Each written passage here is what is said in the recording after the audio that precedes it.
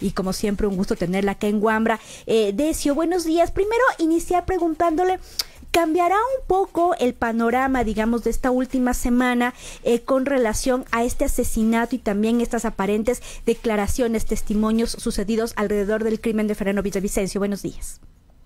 Buenos días, Verónica. Un saludo a ti, al equipo y a toda la audiencia.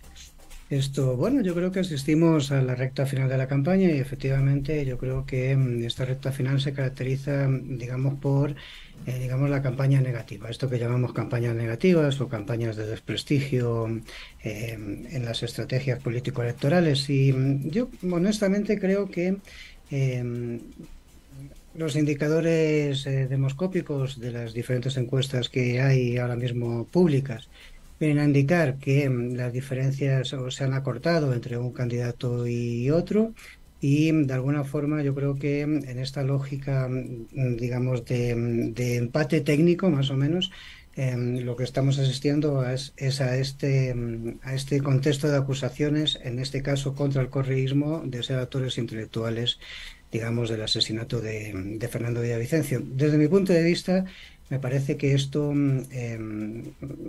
tiene muy poca credibilidad, es decir, me da la sensación de que los convencidos, de alguna forma, de que el correísmo estaba detrás de este atentado, ya lo eran, digamos, desde el primer momento, y yo creo que este mar de acusaciones no va a tener mucho impacto, digamos, a nivel social. Y más bien me parece que puede operar como un factor de riesgo, puede jugarle en contra a la candidatura de Daniel Noboa, porque de alguna forma, digamos, deslegitima esta estrategia de imagen que había planteado el candidato Noboa de presentarse de alguna forma como, digamos, un candidato joven, novedoso, diferente, digamos, de alguna manera lo nuevo frente a lo viejo, de alguna manera en la política ecuatoriana, ¿no? Yo creo que lo que estamos asistiendo es, de alguna forma, a un atentado sobre esa imagen que se ha ido construyendo estratégicamente durante la campaña de Noboa. Por lo tanto, yo creo que incluso tiene un factor de riesgo para su, digamos, resultado electoral. Y bueno, ahora, ¿cómo llegan los dos candidatos? Ya hemos hablado un poco de Daniel Noboa, pero por ejemplo en el caso de Luisa González, de alguna manera hubo un cambio, digámoslo así, de timón en su imagen, pero también en su discurso, y forma incluso de presentarse un poco más abierta, más, digamos, dispuesta al diálogo con otros sectores. Ahí entonces, en todo caso, evaluar un poco lo que ha sido la presentación en esta segunda vuelta de Luisa González. Bueno, yo creo que la estrategia de Luisa González en segunda vuelta es acertada. De alguna forma, yo creo que el correísmo es consciente de que, digamos, los votos de autoidentificación, digamos, y transferidos del presidente o del expresidente Correa a esta candidatura ya están en la primera vuelta. Por lo tanto, lo que hay que ganar o lo que hay que sumar se suma en un contexto diferente a la autoafirmación del correísmo. Y en este sentido, yo creo que la estrategia, digamos, hecha por los estrategas de la campaña, de alguna forma lo que intenta es eso, ¿no? Plantear, digamos, una Luisa González más conciliadora, con un discurso de unidad, con un discurso, digamos, abierto, y que de alguna forma el expresidente Correa ha bajado el perfil durante esta segunda vuelta, ¿no? En su aparición pública. En este sentido, yo creo que la estrategia de Luisa González es acertada. Y además creo que es una campaña bien diseñada técnicamente, es decir, perfectamente planificada, maneja los tiempos, ¿no? Y en este sentido me parece que tiene una hoja de ruta y un rumbo como claro, ¿no? El reto, evidentemente, es ser capaz de superar ese techo o esa resistencia, digamos, al correísmo, esa resistencia electoral al correísmo que de alguna forma le juega en contra. Pero, digamos, hay indicadores de crecimiento en esa candidatura. Vamos a ver si esos indicadores de crecimiento son capaces de hacerle, digamos, ganar en la segunda vuelta, cosa que evidentemente es complicado. Ese es el gran obstáculo o el reto, digamos, de la candidatura de Luisa González en este momento. Uh-huh. Y justamente con esos retos, ¿le es suficiente al correísmo, con lo que ha trabajado hasta el día de hoy, acercarse a otros sectores que de alguna manera han sido reacios o que están ahí como indecisos? Justamente, ¿es suficiente estos esfuerzos? ¿Cree que la Revolución Ciudadana superará el tope de votación que ha tenido en estos últimos años? Bueno, esa es la pregunta del millón, ¿no? Yo no me atrevo a contestar eso. No tengo, digamos, la información que permite. Creo que eso es una incógnita para todo el mundo en este momento. Sí me cuesta creer, lo digo honestamente, que a estas alturas, y como indican estas encuestas últimas que han aparecido publicadas o que han sido, digamos, hechas públicas, estemos en un 17% de indecisión, ¿no? En este momento. Yo creo que esto no cuadra con la realidad, lo digo honestamente, a mí me genera muchas dudas.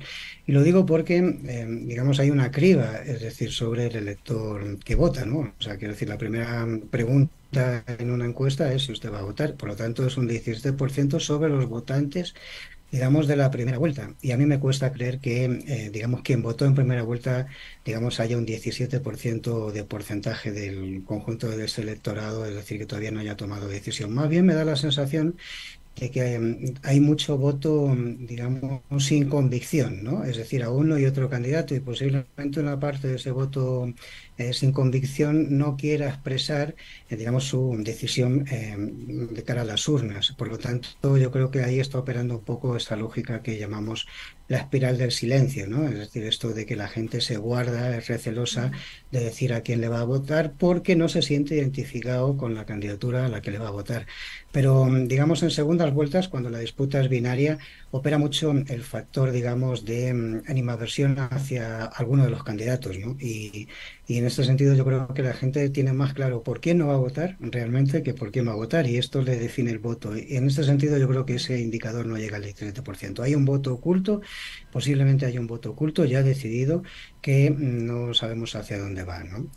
Y este es el voto que evidentemente va a decidir al final quién es el ganador de estas elecciones. Es decir, para un poco interpretar lo que usted menciona, Decio, no es que la gente todavía esté indecisa sobre votar, es decir, ya tiene una opción, solo que no la quiere decir públicamente y de tal manera no sería tan alto este número de indecisión. Esa es mi opinión personal, sí, considero que eso es así. Habrá evidentemente un indicador de indecisión todavía, pero me da la sensación de que ponderarlo al 17%, digamos, del electorado es, digamos, un dato que no se corresponde a la coyuntura nacional en la que vivimos, ¿no? Ahora, vamos a la otra tienda política, Daniel Noboa. ¿Nos ha ofrecido algo de nuevo? Por ahí se mencionaba que ha intentado acercarse a estos sectores, digámoslo así, anticorreístas, por eso también como su perfil en estas últimas semanas. ¿Qué se puede evaluar de esta candidatura? Mira, yo creo que el voto correísta y anticorreísta de alguna forma ya estaba definido en la primera vuelta, ¿no? Y automáticamente, digamos, al quedar el balotaje, ¿no? Al quedar solamente dos candidatos en disputa, automáticamente, digamos, el sector anticorreísta ya optó, es decir, por Novoa, ¿no? Quiero decir con esto de que donde hay que ganar el voto, en donde se está disputando el voto, que son fundamentalmente sectores jóvenes, ¿no? El segmento este más joven del electorado ecuatoriano es un electorado que no, digamos, no está sujeto al clivaje correísmo-anticorreísmo. Y a mí me parece que eso implica un error estratégico por parte de la candidatura y la estrategia de Novoa. Creo que, digamos, Novoa se intentó presentar y se presentó en la primera vuelta, de hecho, digamos, no como un contradictor del correísmo, sino que con una agenda propia, con un discurso propio, intentando, como te decía anteriormente, representar lo nuevo, ¿no? Un candidato nuevo, un outsider, que sin ser, digamos, la identificación de los valores de un segmento potencial, que son estos jóvenes, digamos, en el censo electoral ecuatoriano, de alguna forma representaba esto de que no era lo mismo que los demás, o al menos eso es lo que pretendía aparentar. Me parece que ahora con, digamos, con su aparición junto con el apoyo de todos estos sectores más rancios del ecosistema político nacional, digamos, esto está perdiendo fuerza. Es decir, de alguna forma, esa imagen de Novoa queda en entredicho y cuestionar, digamos, la imagen que has intentado posicionar durante toda la campaña, es decir, desacreditar esa imagen puede tener, digamos, una afectación importante en la intención de voto. A mí me da la sensación de que esto puede ser un tiro que le salga por la culata a la estrategia de Novoa. Por otro lado, creo que también la campaña de Noboa ha perdido rumbo, ¿no? Es decir, le falta orientación política, igual que decía que, digamos, la campaña de Luisa González es una campaña técnicamente bien hecha, bien planificada, que tiene sus momentos, etcétera. Me da la sensación de que lo de Noboa se ha convertido un poco en una especie de baratijo de ofertas electorales, digamos, con la intencionalidad de, digamos, captar voto, pero digamos que está perdiendo credibilidad entre los sectores sociales, ¿no? Es decir, entre la sociedad ecuatoriana. Yo creo que ahí, digamos, ahí se está fallando en la estrategia de Novoa, y además me parece que esto tiene que ver posiblemente con la incorporación de nuevos y muchos asesores en esta segunda vuelta, lo cual desorienta, digamos, la campaña, convierte, digamos, el cuarto de guerra en un pequeño gallinero, ¿no? Si me permite la expresión. Es decir, más bien la que estaría de alguna manera, si se quiere, presentando una campaña más sólida es Luisa González, a diferencia de Daniel Noboa. Pero en todo caso, digamos, no se puede decir que la estrategia de Noboa en general es así. Pensamos también, por ejemplo, en lo que sucedió con su padre cuando fue candidato a la presidencia varias veces.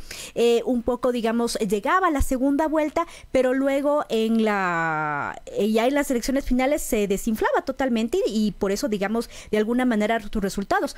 Estaría pasando un poco lo mismo con Daniel Noboa, es decir, no logra romper no sé, esta burbuja populista, esta imagen además de su padre tan metida también en el imaginario político ecuatoriano. Sí, yo creo que, digamos, digamos, me parece que la gente está buscando autenticidad, ¿no? O sea, yo creo que, digamos, el electorado, la sociedad en general, en este mundo post-pandemia, en este momento post-pandémico, busca dos elementos, o reivindica dos elementos. Una es, digamos, autenticidad por parte de los candidatos o de los, digamos, representantes políticos, es decir, esto es una lógica, digamos, que tiene que ver con esta demanda, es decir, que de alguna forma generó la desafección a la política, ¿no? Esta lógica de no considerarse representados por los autodefinidos representantes de la sociedad. Me parece que la gente está buscando autenticidad, y en segundo lugar lo que está demandando es que la política sea útil. Si tú no demuestras autenticidad en tu imagen y además, y eso afecta, digamos, a la credibilidad de tu proyecto político, lo cual pone en cuestión que sea útil y que ponga las instituciones al servicio de la gente, pues evidentemente tienes una merma, digamos, en la credibilidad de tu propuesta electoral y de tu propia figura política como líder, ¿no? O como candidato presidencial. Creo que esto le está pasando a la candidatura de Noboa en este momento. Esto no impide que, de alguna forma, haya sectores que voten a Noboa, digamos, en una lógica de rechazo al correísmo o de resistencia al correísmo. Esto ya lo hemos visto, así ganó las elecciones Lasso, ¿no? Digamos, en ese marco se está disputando ahora mismo la campaña. Yo creo que el discurso más de unidad, aperturista, dialogante, de Luisa González en este sentido, en este momento tiene más sentido que estas lógicas de acusaciones, digamos, además acusaciones carentes de fundamento documental, es decir, sobre, digamos, las perversidades del correísmo en el ámbito de sus connivencias con las bandas delincuenciales o, digamos, incluso como promotores de un atentado contra un candidato electoral, ¿no? O sea, un candidato presidencial. Me parece que esto le hace perder credibilidad, digamos, a la campaña de Noboa.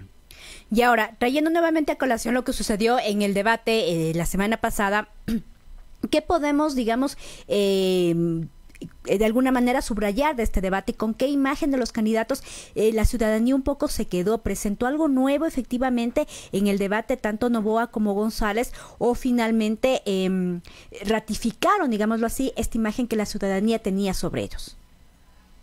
Bueno, yo creo que ninguno de los vectores de la política nacional en este momento apuntan a, digamos, a algo nuevo, ¿no? Es decir, más bien nos llevan a lo ya existente, a lo viejo. Yo creo que este es el gran drama de la política ecuatoriana en este momento. Es decir, no hay expresiones, digamos, políticas, institucionales, digamos, de una propuesta diferente a lo que ya hemos asistido. Por un lado, esa lógica conservadora, rancia, digamos, con un histórico acumulado, digamos, muy poco democrático, etcétera, y por otro lado, la tecnoburocracia correísta, digamos, en sus lógicas que ya hemos conocido, es decir, con sus claros y oscuros, ¿no?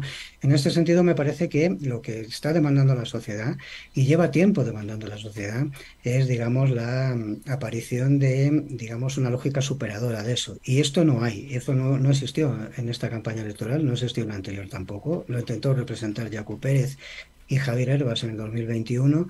En esta ocasión ha tenido muy poca expresión política, ni Yacu siquiera era un Yacu como el del 2021, era un personaje mucho más, digamos, inserto en el establishment político nacional. Y yo creo que esa demanda social sigue estando ahí existente, ese vacío electoral sigue estando ahí. Es decir, falta y, digamos, esa aparición o irrupción de una nueva narrativa, de un nuevo sujeto, de nuevos actores, es decir, en la política ecuatoriana que expresen, digamos, algo diferente a lo que ya conocemos, y yo creo que esa es la demanda de fondo, sobre todo los sectores más jóvenes de la sociedad ecuatoriana.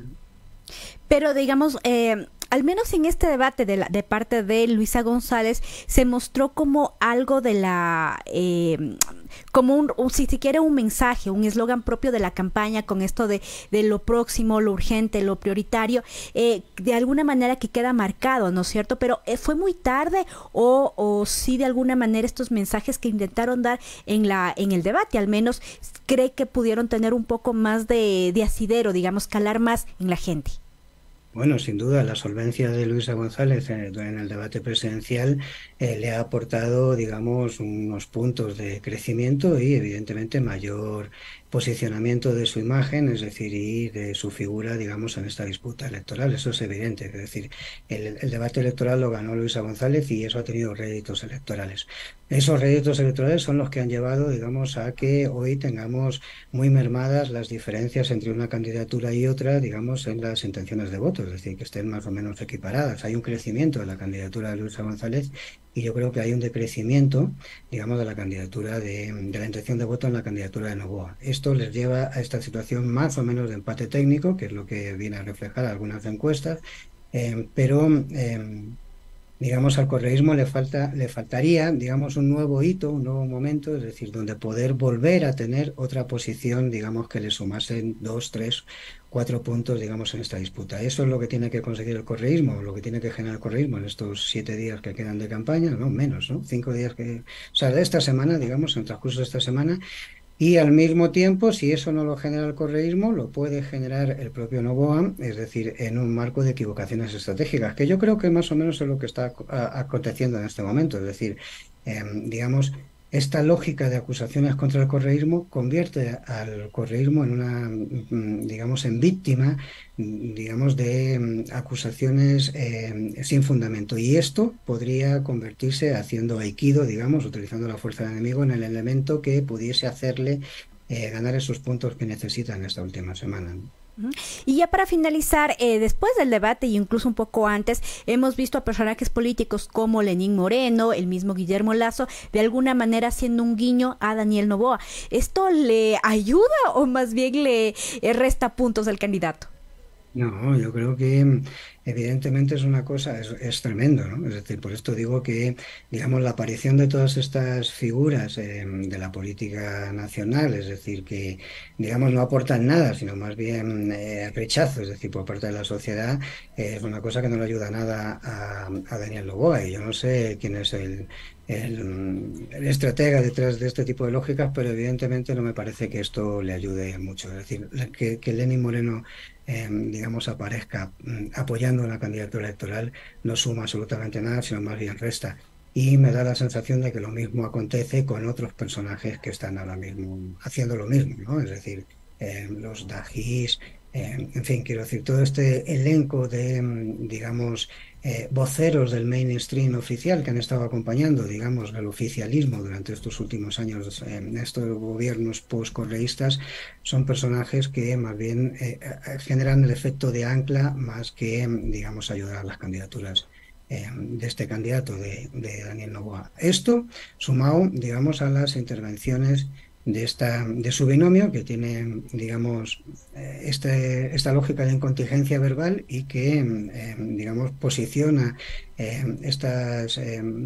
expresa estos posicionamientos de talibanismo neoliberal que, digamos, también generan, digamos, alarma social por parte de la sociedad. Yo creo que el fin de campaña, el final de campaña, el tramo final de la campaña de Daniel Noboa es bastante desacertado. Por eso digo que me da la sensación de que ahí hay expresiones de, digamos, de desesperación y al mismo tiempo se ha perdido la hoja de ruta estratégica, digamos, con la que trabajaron en la primera vuelta y primera parte de la segunda vuelta. Y solamente para finalizar, Decio, algo que nos ha faltado de pronto de alguna manera en esta elección han sido los respaldos fuertes de los partidos políticos, es decir, que pareciera que el resto de partidos políticos casi que se murió, quedaron en la asamblea o están ahí intentando ver qué toman de la asamblea, pero en todo caso, ¿qué ha pasado con ellos en relación a su apoyo a los candidatos? ¿Dónde está, digamos, esa fuerza, si se quiere, de los otros partidos, de otros sectores políticos? ¿Hacia dónde fue? Bueno, eso es una reflexión muy interesante, Verónica, porque efectivamente, igual que vimos en las elecciones del 2021, el apoyo de prácticamente todo el ecosistema político a Lasso en la segunda vuelta, en esta ocasión esto ha sido mucho más discreto o comedido, ¿no? Es decir, por un lado, digamos, no ha habido expresiones públicas de apoyo a Noboa más que muy puntuales, incluso las que ha habido claras o expresadas públicamente de una forma contundente, la de Jan Topic, por ejemplo, es decir, al final se convirtió en una lógica de conflicto, ¿no? Por lo tanto, ciertamente yo creo que, digamos, los aparatos políticos están operando más bien de cara a sus estrategias en el marco de, digamos, la lógica legislativa, ¿no? Es decir, por un lado, yo creo que fundamentalmente los socialcristianos, es decir, tienen una estrategia establecida digamos, reinventarse a través de esta bancada que han conseguido sacar a través de Topic en el legislativo. Me parece que otras organizaciones políticas, digamos, los curules que tienen ni siquiera responden a la lógica del partido. Por lo tanto, digamos, ahora mismo lo que hay es un mar de agendas propias que no se están expresando en esta segunda vuelta porque más allá de quien gane, es decir, sus planteamientos, su agenda política es personal, propia y individual, ¿no? Es decir, más que, digamos, o sea, no forman parte de un proyecto de país, ¿vale? Decio, muchísimas gracias por todo este análisis sin duda valioso y que nos permite ya mirar qué pasa en esta última semana y bueno, todo esto se visibilizará aún más el día domingo cuando ya se lleven a cabo las elecciones. Bueno, nuevamente muchísimas gracias. Gracias a vosotros, un saludo.